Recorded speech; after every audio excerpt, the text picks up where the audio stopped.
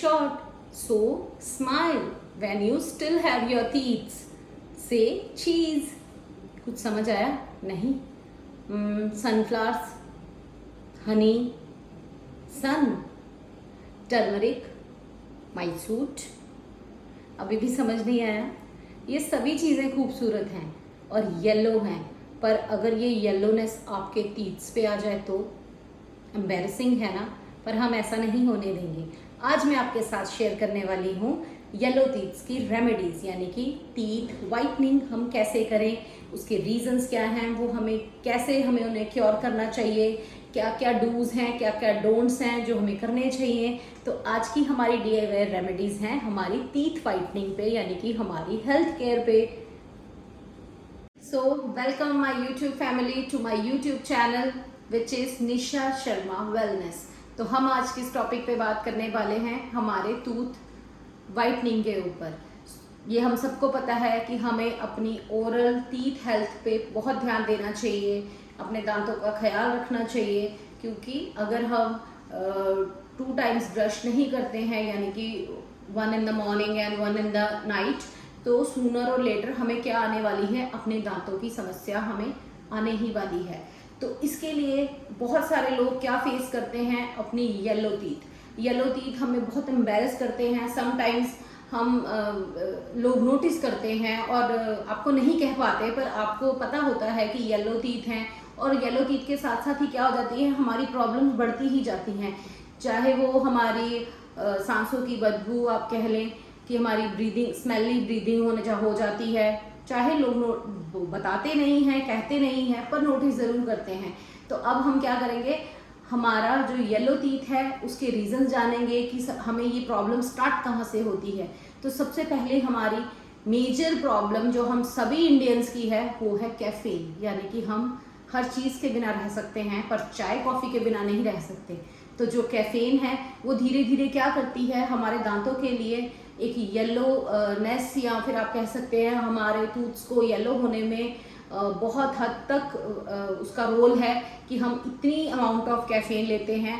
तो सबसे पहले तो हमें क्या करना पड़ता है कि अपने लिए एक लिमिट सेट करें कि आपने कैफीन कितनी कंज्यूम करनी है। वैसे तो नो कैफीन, बट फिर भी हम अपनी आदत से मजबूर हैं, तो हमें क्या करना चाहिए, अपनी हैबिट के ऊपर कंट्रोल करना चाहिए। अगर आपको लग रहा है आपके टीथ येलो हो रहे हैं और आप बहुत ज़्यादा चाय कॉफ़ी पीते हैं, तो उस पर कंट्रोल करें।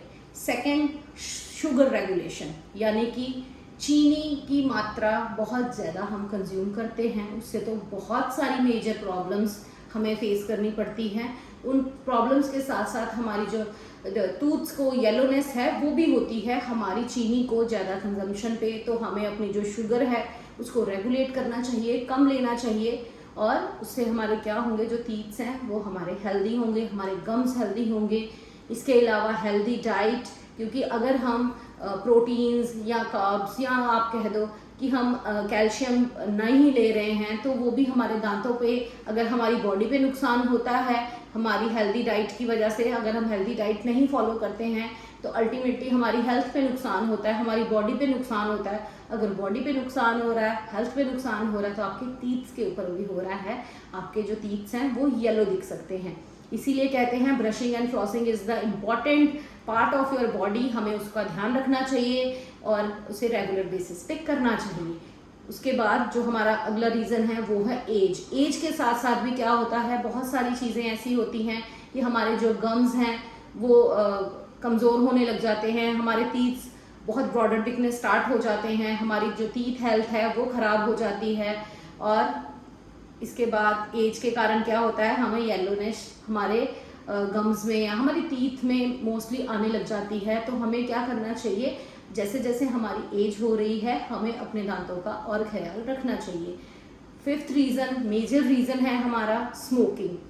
किसी भी तरीके की स्मोकिंग, मैं आप उस पर कुछ नहीं कहना चाहूँगी, आपको भी पता है, बहुत सारी एड्स आप सुनते हैं, बहुत सारे हेल्थ जो प्रैक्टिशनर्स हैं या मतलब कि मेन आपके डॉक्टर्स हैं जिन्होंने इतनी स्टडी की है, अगर वो आपको रोकते हैं स्मोकिंग से, टोबैको से, गुटखा से, अगर आपके शरीर में नुकसान हो रहा है तो सबसे पहले तो आप उसे अपने कंज्यूम करोगे अपने टीथ से, तो आपके टीथ येलोनेस की प्रॉब्लम आपको आएगी।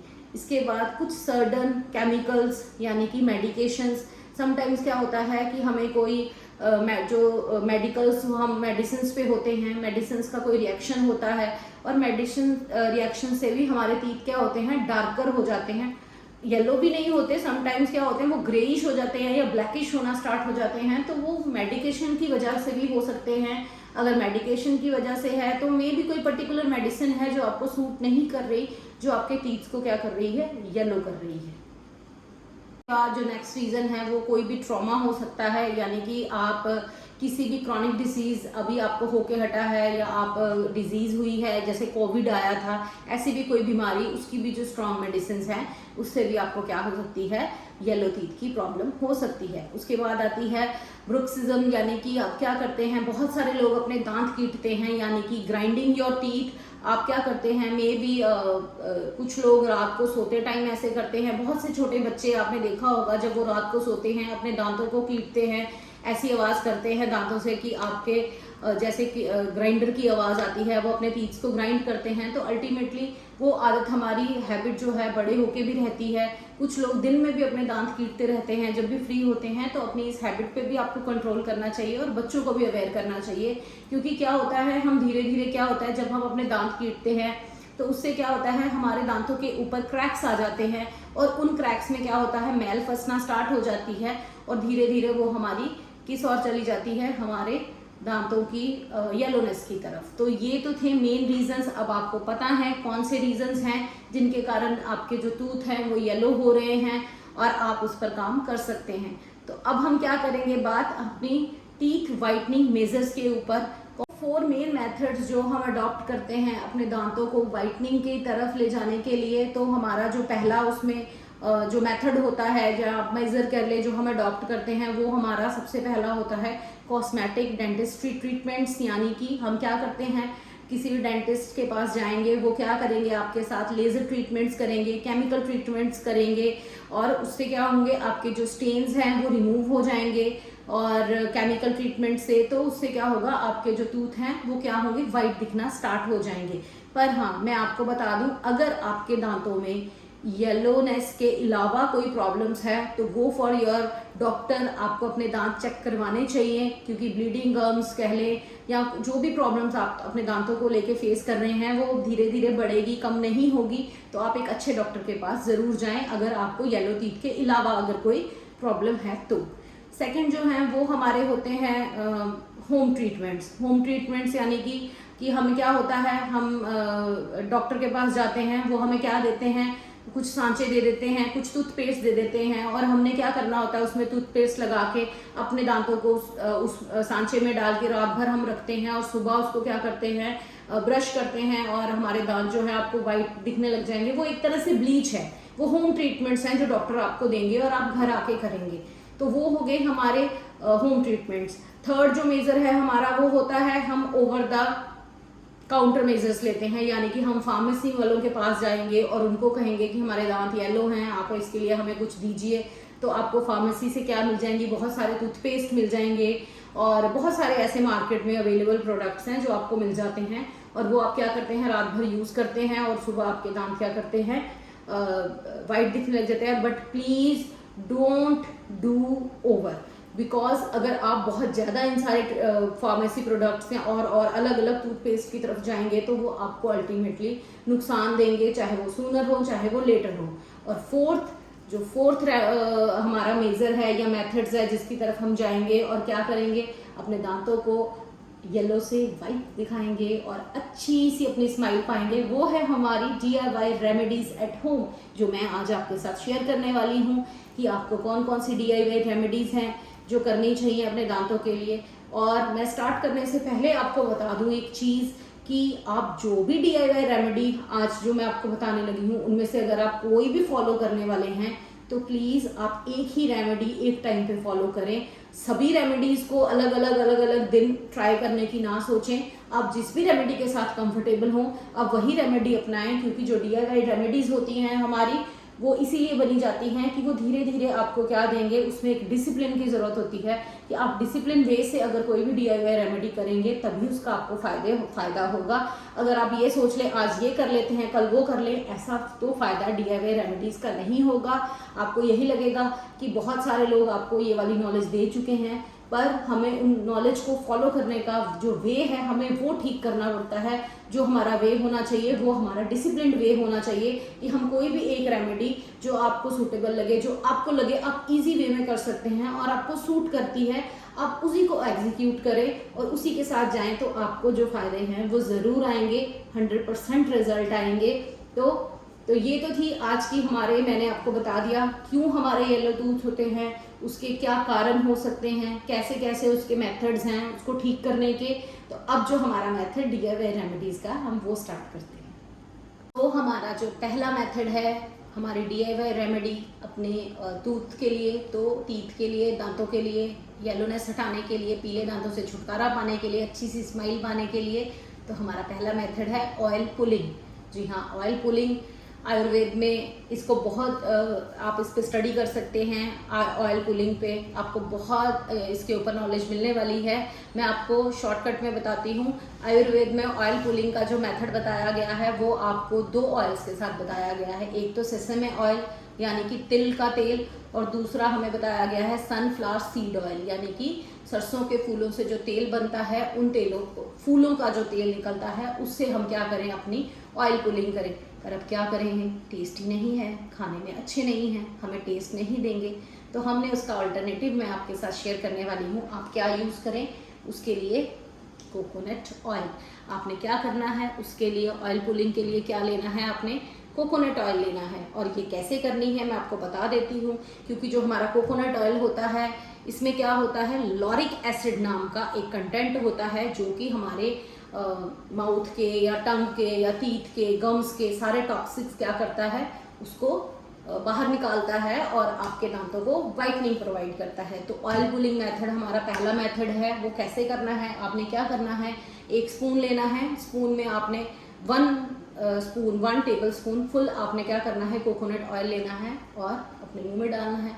अच्छे से अपने मुंह में उसको घुमाना है, यानी कि स्विश करना है। ये नहीं कि गार्गल करने हैं, जो गार्गल गरारे जिसे हम अपनी नॉर्मल लैंग्वेज में कहते हैं, गार्गल्स नहीं करने, आपने स्विश करना है, यानी कि आपने अपने मुंह में अच्छे से इसको घुमाना है। अगर आपको लगता है आपके मुंह में थूक आ रहा है, स्लाइवा आ रहा है, डोंट वरी, उसको तेल में मिक्स होने दीजिए, कोई बात नहीं, अच्छे से स्विश करिए। अगर आपको लग रहा है कि वो चोक कर रहा है, आपको नसों में खिंचाव आ रहा है या फिर आपको सांस लेने में परेशानी आ रही है, तो अब आप उसको क्या कर सकते हैं, स्पिल कर सकते हैं। वैसे आयुर्वेद के अकॉर्डिंग तो हमें ये 15 मिनट्स की एक्सरसाइज करनी चाहिए स्विशिंग की, यानी कि पूरे इस तरफ से इस तरफ तेल को लेके जाना, पूरे दांतों में, मुंह में घुमाना, जैसे छोटे बच्चे पानी घुमाते हैं अपने मुंह में, सेम वैसे स्विशिंग वैसे करनी होती है। आप 15 मिनट्स के लिए, पर 15 मिनट्स क्या, आप 5 मिनट्स में नहीं कर पाएंगे क्योंकि बहुत मुश्किल है, but practice makes man perfect. आप धीरे धीरे कोशिश करिए, 5 मिनट से 6 मिनट, 7 मिनट, 8 मिनट आप स्विशिंग करना स्टार्ट करेंगे, ऑयल पुलिंग करना स्टार्ट करेंगे डेली, आपको क्या होगा, बहुत अच्छे रिजल्ट आएंगे। ज़रूरी ही नहीं कि आपको येलो टीथ में इसमें फ़ायदा होगा, आपको और भी प्रॉब्लम में फ़ायदा होगा, क्योंकि ये क्या करता है, मैंने आपको बताया, जितना भी आपके माउथ में या टंग में या टीथ्स में कहीं पर भी आपके जो बैक्टीरिया होता है, अनवांटेड बैक्टीरिया, उसको क्या कर देता है, फ्लश आउट कर देता है। आप उसको स्पिल कर लेंगे, आपके टॉक्सिक जो हैं माउथ के वो बाहर आ जाएंगे और आपके दांत भी फ्रेश फील करेंगे। पर आपको इसके बाद क्या करना है, स्विचिंग करने के बाद आपको ऑयली होगा, तो आपने क्या करना है, अपने जो रेगुलर आप टूथपेस्ट यूज़ करते हैं उससे अपने दांतों को ब्रश करना है। और प्लीज़ अपनी हैबिट डालिए सुबह और शाम, यानी कि सुबह मॉर्निंग और नाइट टाइम ब्रश करके सोने की, तो आपको बहुत फ़ायदा होने वाला है। तो अब बात कर लेते हैं हमारी आज की सेकंड रेमेडी के ऊपर। जो हमारी सेकंड रेमेडी है उसके लिए हमें क्या चाहिए होगा, हाइड्रोजन पेरोक्साइड। मैं आपको बता दूं कि जो हाइड्रोजन पेरोक्साइड है आपको कितनी चाहिए होगी, 1 to 3% वाली ही आपने लेनी है, मार्केट में अवेलेबल है, आपको मिल जाएगी आराम से। और इसके साथ साथ हमें क्या चाहिए होगा, बेकिंग सोडा जिसे हम मीठा सोडा भी कहते हैं, बेकिंग पाउडर भी कहते हैं, तो हमें क्या होगा, ये इजीली मार्केट में मिल जाता है, वैसे सभी घरों में अवेलेबल होता है। तो हमने अब क्या करना है, इसके साथ आपको क्या करना है, जो बेकिंग सोडा है वो 1 पिंच लेना है, सिर्फ 1 पिंच, इतना ही बेकिंग सोडा लेना। ऐसा नहीं करना कि जल्दी साफ करने के चक्कर में आप चम्मच भर के बेकिंग सोडा ले लीजिए, तो परेशानी होगी। तो आपने क्या करना है, आपने 1 पिंच जितना ही बेकिंग सोडा लेना है, और उसके बाद उसमें आपने क्या ऐड करना है, जो हाइड्रोजन पेरोक्साइड है वो आपको उसकी डबल ऐड करनी है, यानी कि आप 1 टेबलस्पून उसमें क्या करेंगे, बेकिंग सोडा में हाइड्रोजन पेरोक्साइड जो है उसको ऐड करेंगे और मिक्स करेंगे, और ब्रश के साथ अपने टूथ के ऊपर अच्छे से ब्रशिंग करेंगे। पर मैं आपको बता दूं, अगर आपको गम्स में सेंसिटिविटी महसूस हो रही है, थोड़ी सेंसिटिविटी नॉर्मल है, क्योंकि बेकिंग सोडा है, सेंसिटिविटी तो महसूस होगी ही। अगर थोड़ी सेंसिटिविटी महसूस होती है तो इट्स फाइन, बिल्कुल ओके है, आप कर सकते हैं। और ये रेमेडी आपको वीक में सिर्फ 2 टाइम्स ही फॉलो करनी है, ये नहीं कि आप वीक में 3 टाइम्स 4 टाइम्स कर रहे हैं, नहीं। कुछ रेमेडीज ऐसी होती हैं जिन्हें हम उनकी लिमिट्स में हम अगर करेंगे तो वो हमें फायदा पहुंचाएंगी। तो आपने क्या करनी है, अपनी जो ये रेमेडी है वीक में 2 टाइम्स करनी है, उससे ज़्यादा नहीं करनी है, डिसिप्लिन वे में करनी है, और तभी आपको इसका फायदा होगा। और इन केस अगर आपको बहुत ज़्यादा सेंसिटिविटी अपने गम्स में महसूस हो रही है या कुछ ऐसा है, तो you can stop this remedy. आपके लिए रेमेडी नहीं बनी, आप नेक्स्ट टाइम इसको ना करें। इसका वैसे करने से कोई नुकसान तो नहीं है, पर अगर आपको ज़्यादा सेंसिटिविटी महसूस हो अपने दांतों में तो फिर आप इसको ना करें, बेटर है आप कोई दूसरी रेमेडी जो है उसे ट्राई करें। तो अब बात कर लेंगे हमारी आज की थर्ड रेमेडी। जो हमारी थर्ड रेमेडी है वो हमें उसके लिए क्या चाहिए होगा, charcoal powder. Charcoal powder market में बहुत इजीली अवेलेबल है। अगर नहीं मिलता है तो आपको क्या करना है, ऐसी टैबलेट्स मिल जाती हैं मेडिकल स्टोर से, फार्मेसी में आप जाके कहेंगे चारकोल पाउडर या चारकोल टैबलेट्स, तो आपको मिल जाएंगी। आपने क्या करना है, आपने 1 या 2 टैबलेट उसको क्रश करना है, क्रश करके हाथ किसी भी चीज़ से क्रश कर लें, उसके बाद अपने हाथ में डालें, और उसके बाद उससे क्या करना है, मंजन करना है अच्छे से, जैसे हम पहले टाइम पे किया करते थे, अपने हाथों पे लेके और अच्छे से फिंगर के साथ उसको क्या करना है, अपनी उंगलियों के साथ अच्छे से मंजन करना है। जब आप करेंगे तब आपको लगेगा आपके दांत गम्स पूरी तरह ब्लैक हो गए हैं, पर आपको डरने की बात नहीं है। जब आप स्विश करेंगे पानी के साथ तो ये सारे के सारे स्टेन्स जो हैं वो क्लीन हो जाएंगे, और आपको क्या मिलेंगे, बहुत अच्छे चमकते हुए सफ़ेद दांत। तो ये हो गई हमारी रेमेडी नंबर 3। हमारी रेमेडी नंबर 4, उसमें आपको क्या चाहिए होगा, 1 ग्लास पानी यानी कि 1 कप ऑफ वाटर, और उसके बाद आपने उसमें क्या डालना है, 1 टेबलस्पून जितना ACV यानी कि एप्पल साइडर विनेगर, और इसमें साथ आपको उसको क्या करना है, अच्छे से मिक्स करिए।